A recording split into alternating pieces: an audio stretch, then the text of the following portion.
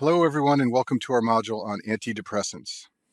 There are a lot of medications that are used to treat depression, and an easy way to keep them straight in your mind is to break them down into 5 groups, which we'll go through in this video. First are the tricyclics, then the MAO inhibitors, then the SSRIs, the SNRIs, and then finally some others which don't really fit into one of the other categories. Before we get into specific antidepressant drugs, let's talk about some general principles of depression.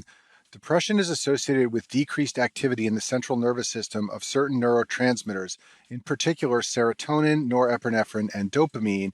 And patients with depression can have improved symptoms if you boost the activity of these neurotransmitters in the central nervous system. And that's how most antidepressants work. They increase the levels and the activity of these 3 neurotransmitters. There are basically 2 ways by which most antidepressants do this. Either they block the reuptake of the neurotransmitter in the synapse.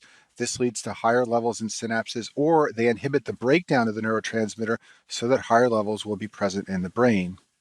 So here's my own drawing of a synapse in the central nervous system, and we have a presynaptic neuron that is going to release a neurotransmitter into the synaptic cleft, which will then exert its effects on the postsynaptic neuron. The way that most neurotransmitters work is either by blocking the reuptake of the neurotransmitter or by inhibiting its breakdown. Either of these mechanisms will boost the levels of neurotransmitter in the synapse and increase the activity level of that neurotransmitter in the brain. Now let's go through the 5 different groups of antidepressants. We'll start with the tricyclic antidepressants. These drugs are called tricyclics because their chemical structures contain 3 rings. For example, at the bottom of the screen are the chemical structures of nortriptyline, imipramine, and amitriptyline. Those are all examples of tricyclic antidepressants. These are old antidepressants that came on the market in the 1970s, and they're rarely used to treat depression in the modern era. The way they work is by blocking the reuptake of serotonin, which is also called 5-hydroxytryptamine or 5-HT, and also the reuptake of norepinephrine. So by doing that, they boost the activity level of these 2 neurotransmitters in the brain. The problem with these drugs is that they have very broad spectrum effects on a number of receptors. They block the effects in the brain of histamine, they can block muscarinic receptors, and also alpha-1 receptors. And because of these effects here, they have many, many side effects, and that's why they're not used much in the modern era. For example, their antihistamine effects often lead to sedation and weight gain, and if you give these drugs to elderly patients, they often become confused. By blocking cholinergic or muscarinic receptors, patients can develop blurry vision, constipation. Dry mouth was a big problem. Patients used to take these drugs, used to be thirsty all the time, and in addition, they could develop urinary retention. And then through alpha-1 blockade, patients who took tricyclics would often have orthostatic hypotension. You can break tricyclic antidepressants down into 2 groups, the so-called tertiary amines and the secondary amines. The tertiary amines have a nitrogen with 3 attachments. If you look at the bottom of the screen, imipramine is a tertiary amine. This is the nitrogen group here, and it's got 1, 2, 3 attachments. Therefore, it's a tertiary amine. Drugs in this class include imipramine, but also some of these others I've written here, like amitriptyline, clomipramine, doxepin, and trimipramine. And the thing about these drugs that you need to know is that they tend to be more sedating. They tend to have more histamine effects. So years ago, when these were the most commonly used antidepressants, if a patient had trouble sleeping, their doctor would often prescribe a tertiary amine because it was sedating. The secondary amines have nitrogens with 2 attachments. So nortriptyline is a secondary amine, and it has a nitrogen here with only 2 attachments, not 3. So examples of secondary amine tricyclic antidepressants are desipramine, nortriptyline, and protriptyline. And these tended to be more activating. They had more norepinephrine effects. So you would give a secondary amine to someone who had trouble staying awake during the day and felt very fatigued. The problem with tricyclic antidepressants, in addition to the side effects, is that when they're used to treat depression, if patients become suicidal and overdose on these drugs, they're potentially fatal. All of the things I've listed on this slide can occur among patients in the setting of a tricyclic antidepressant overdose. First of all, patients can develop seizures and potentially coma. That's because at high dosages, tricyclics antagonize GABA receptors in the brain. These drugs also block cholinergic receptors, so they can cause anticholinergic toxicity. So when you block cholinergic receptors, you can't sweat. And when you can't sweat, you can't dissipate heat, so you get very hot. And so hyperthermia develops, and people with anticholinergic toxicity develop a fever. When your temperature starts to go up, your body dilates the skin, so these people have skin flushing. In addition, the pupils will dilate. That's because you're blocking cholinergic receptors. And then in the gut and in the bladder, you can develop ileus and urinary retention. These are all classic features of anticholinergic toxicity, and they can occur in patients who overdose on tricyclic antidepressants. And then finally, because of alpha receptor blockade, hypotension can develop, and this is a major cause of death. In addition, the QT interval on the EKG can prolong, and this can lead to arrhythmias. If you ever end up treating a patient with a tricyclic overdose, and I've had to do this once in my career, you will admit them to the ICU for close monitoring. What you want to monitor is the ECG for increased QRS interval. This is the most prominent manifestation of toxicity, and this occurs because tricyclic antidepressants at high dosages can block cardiac sodium channels. So when these patients are in the ICU, you put them on telemetry and you regularly check EKGs to make sure that their QRS interval is not becoming prolonged. The treatment for tricyclic overdose is infusion of sodium bicarbonate. This has two effects. The sodium in the infusion overcomes the tricyclic antidepressant sodium channel blockade in the heart, and this helps to reduce the chance of arrhythmias. In addition, sodium bicarbonate raises the pH because it's a base, and this favors the inactive form of the drug, so it will exert less effects on receptors in the body. Now, as I told you before, tricyclic antidepressants are rarely used in the modern era to treat depression, but they do have a number of non-depression uses that you may still see clinically. Clomipramine is a tricyclic antidepressant that is sometimes used to treat obsessive-compulsive disorder. There are two tricyclics, amitriptyline and desipramine, which can be used to treat diabetic peripheral neuropathy. Patients who have chronic pain syndrome sometimes see improvement of their functioning and overall pain level with a number of tricyclic antidepressants. All the ones I've listed here on the slide can potentially be used. Amitriptyline is sometimes used to prevent migraine headaches. Children who have bedwetting, which is called enuresis, are sometimes treated with tricyclic antidepressants because remember what I told you before, they cause urinary retention. They're not first-line therapy. The first-line therapy is desmopressin, which is an ADH analog, but if desmopressin doesn't work or the patient can't take it, there are a number of tricyclic antidepressants that are sometimes used. And then finally, as I told you before, some of these drugs are sedating, so they can be used for insomnia. The one that's usually used for this purpose is called doxepin. Moving on, let's talk about our second class of antidepressants, the monoamine oxidase inhibitors, or MAO inhibitors. As their name implies, these drugs inhibit the enzyme monoamine oxidase, and when this enzyme is inhibited, there is less breakdown of monoamines. So what are monoamines? Well, it turns out many neurotransmitters in the brain have a chemical structure called a monoamine, which includes a benzene ring attached to an amine group. Norepinephrine, dopamine, and serotonin, which is also called 5-HT, are all examples of monoamines. So when you inhibit monoamine oxidase, you get less breakdown of all three of these neurotransmitters and therefore higher levels in the brain of serotonin, norepinephrine, and dopamine. There are two subtypes of the MAO enzyme. MAO-A breaks down dopamine, serotonin, and norepinephrine, and MAO-B breaks down mostly just dopamine. Just like tricyclics, these drugs are rarely used in the modern era anymore because of side effects. But years ago, there were three MAO inhibitors that were used to treat depression. They were tranylcypromine, phenelzine, and isocarboxazid. These were non-selective MAO inhibitors that inhibited both MAO-A and MAO-B. Nowadays, there is a drug sometimes used to treat Parkinson's disease. It's a selective MAO-B inhibitor, so it only boosts the levels in the brain of dopamine, and that drug is called selegiline. So in the modern era, the only place you'll really see MAO inhibitors used are for refractory depression, sometimes for anxiety, and as I said before, selegiline is a selective MAO-B inhibitor used in Parkinson's. Years ago, when MAO inhibitors were used more routinely to treat depression, these drugs were a common cause of the serotonin syndrome. The serotonin syndrome is a clinical syndrome that occurs when patients have too much serotonin activity in the brain. And you can remember the clinical features by the three A's. So the first A is for agitation. That's because patients with serotonin syndrome have mental status changes. They're agitated, restless, and sometimes disoriented.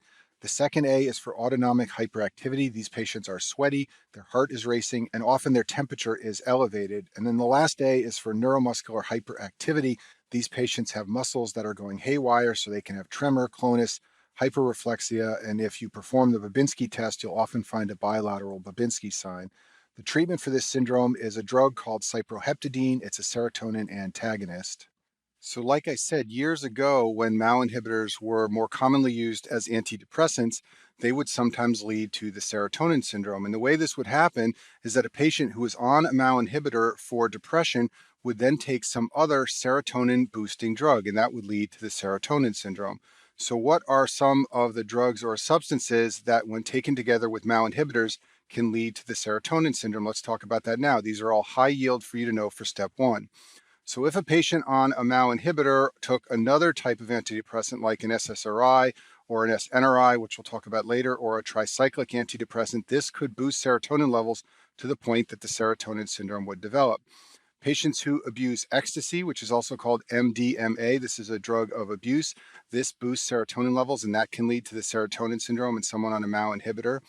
Ondansetron is an antiemetic. It's used for nausea. It's a 5-HT3 antagonist, meaning that it blocks the subtype 5-HT3 receptor for serotonin. So why does this lead to the serotonin syndrome? Well, when you block this receptor subtype, that leads to more activity at the 5-HT1 and HT2 subtypes of serotonin receptors, and that can potentially cause the serotonin syndrome. Tramadol is a weak opioid, but it also inhibits serotonin reuptake, so that can lead to the serotonin syndrome. Meperidine is also an opioid that inhibits serotonin reuptake. Triptans are drugs used for migraine headaches. They are serotonin agonists. Linezolid is an antibiotic that I talk about in the infectious disease section, and it has weak MAO inhibitory activity. So if taken together with a MAO inhibitor, this could lead to the serotonin syndrome. Dextromethorphan is a cough suppressant, but it also works as a weak SSRI. And then finally, St. John's wort is an herbal supplement that some people take for depression. And the way that it works is by increasing serotonin activity, and therefore that can lead to the serotonin syndrome. So because of the possibility of interaction between all of these substances and MAO inhibitors, there's usually a 2-week washout if you want to stop a MAO inhibitor and start some other drug that has serotonin boosting activity. So for example, when switching someone from a MAO inhibitor to an SSRI, you would stop the MAO inhibitor for 2 weeks, and then you could start the SSRI. So the serotonin syndrome was one reason that people stopped using MAO inhibitors once other antidepressants came available. The other reason was because of something known as the cheese effect. So let's talk about that now. Tyramine is a naturally occurring substance that is a monoamine. This is its structure on the screen here. It's got a benzene ring attached to a nitrogen group. If it gets into your bloodstream, it can act as a sympathomimetic and activate sympathetic nervous system receptors.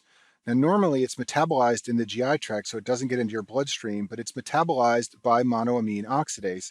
So in patients who are taking MAO inhibitors for depression, if they eat foods that contain tyramine, tyramine could get into the blood, and this could cause a hypertensive crisis.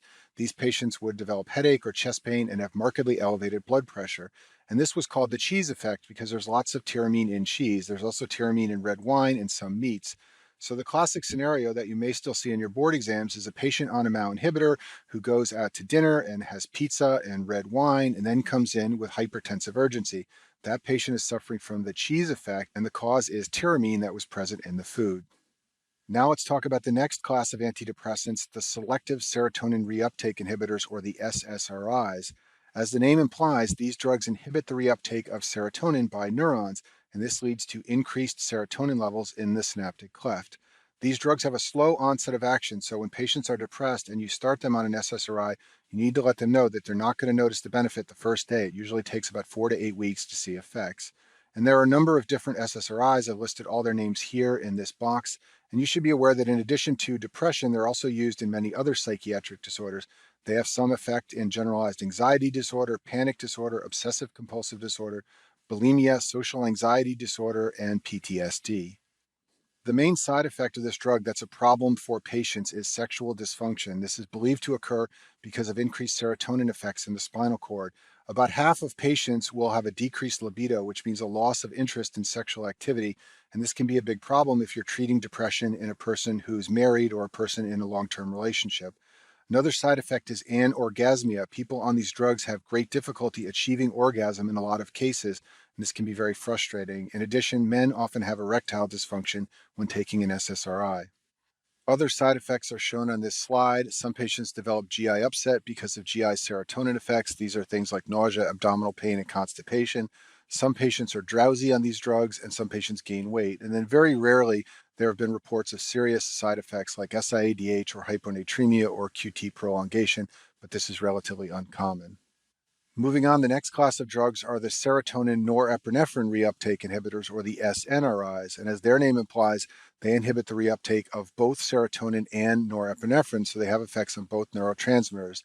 These drugs also have a slow onset of action, just like the SSRIs, and they're used in many psychiatric disorders, also just like the SSRIs, not just depression, but also generalized anxiety disorder, social anxiety disorder, panic disorder, PTSD, and OCD. These are all things where SSRIs also have a role. In addition, one SNRI has shown some effectiveness in fibromyalgia, that's duloxetine, and venlafaxine has been shown to have some effect in diabetic neuropathy. And I've listed the names of the SNRIs in this box here on the screen. Because these drugs have norepinephrine effects, they can raise the blood pressure, and it's very high yield to remember that for board exams. A patient started on an SNRI who comes into clinic a few weeks later with hypertension may be having an adverse effect of the drug. Just like with the SSRIs, some patients on these drugs have nausea, although this usually gets better with time. And also, just like the SSRIs, some patients experience sexual dysfunction. The highest rate is seen with the SNRI venlafaxine. For the rest of this video, I'm going to talk about other antidepressants that don't really fit into one of the categories we've talked about up to this point. And the first drug I'll talk about is bupropion, which goes by the trade name Wellbutrin. This drug blocks the reuptake of norepinephrine and dopamine. It also increases the release of catecholamines, and it has no effects on serotonin. This is used in depression, and it's also used in smoking cessation. I talk about this in the video on stimulants, but there are data that smokers who take bupropion when they're trying to quit are more likely to quit. The thing you want to remember about this drug is that it's relatively activating and it has the opposite effects of the SSRIs in many cases. So this drug can improve sexual dysfunction. And so it's often given together with an SSRI to cancel out the sexual dysfunction caused by the SSRI. It's also somewhat activating, so it sometimes cancels out the sedation that some patients develop on SSRIs. So a very popular combination to treat depression is an SSRI plus bupropion. The toxicity is related to the fact that it works on catecholamines and norepinephrine, so it has stimulant effects. So some patients on this drug can have anxiety, some patients have insomnia, and rarely, especially with older formulations of this drug, it's been reported to cause seizures. Our next drug is mirtazapine, which goes by the trade name Remeron. This drug blocks presynaptic alpha-2 receptors, and that leads to more norepinephrine and serotonin release. I'll show you a picture of how this works in a minute. In addition, in the postsynaptic neuron, this drug blocks two subtypes of the serotonin receptor, the 5-HT2 and 5-HT3 subtype. Because it blocks these two receptors, serotonin exerts more effect on the 5-HT1 subtype of receptors, and this is related to some of its beneficial effects. The thing you want to always remember about mirtazapine is that it has lots of antihistamine effects, and this is what causes its side effects. It's very sedating. It's often given to patients with depression who have trouble sleeping at night. They can take it right before bed. It also can cause a dry mouth, increased appetite, and weight gain. These are all antihistamine effects. Here's my own drawing about how the alpha-2 receptor blocking effects of mirtazapine work. So when a presynaptic neuron releases norepinephrine into the synapse, negative feedback is provided by norepinephrine acting on alpha-2 receptors. This tells the presynaptic neuron to stop releasing neurotransmitters. If you block this alpha-2 receptor with mirtazapine, then the negative feedback is blocked, and therefore more norepinephrine and serotonin are released into the synaptic cleft. The last three drugs I'm going to talk about in this module are among a class of drugs called serotonin modulators. These drugs inhibit the reuptake of serotonin just like SSRIs, but they also have properties as antagonists or agonists of some types of serotonin receptors. They have minimal effects on norepinephrine or dopamine.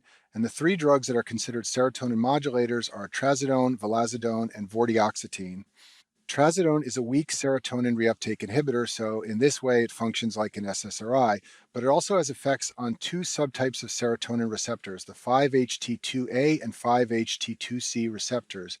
At low dosages, it's a blocker of these receptors, but at high dosages, it's an agonist, and that's why it can be used as an antidepressant. Now, in the modern era, it's no longer used as an antidepressant because of side effects and because of better drugs that are available. Its main clinical use in the modern era is for insomnia. This drug is very sedating. It has strong antihistamine properties, so the one place you'll commonly see this used in the modern era is as a sleeping pill. Vilazodone blocks the reuptake of serotonin, much like SSRIs. It's also a partial agonist to a subtype of serotonin receptors called the 5-HT1A receptor. The main side effects of this drug are similar to side effects of SSRI. It can cause diarrhea in about a third of patients. It can cause sexual dysfunction, and there are case reports of patients taking vilazodone who develop the serotonin syndrome. Our last drug is vortioxetine. This blocks the reuptake of serotonin. It also has multiple properties on serotonin receptors. It's an antagonist of some subtypes of serotonin receptors and a partial or full agonist of other subtypes of serotonin receptors. It's unlikely they'll ask you about these specifics on your boards. The thing to remember is that this drug works on serotonin receptors, and the main side effect is nausea. Just like most serotonin drugs, it can cause GI upset. And that concludes our video on antidepressants.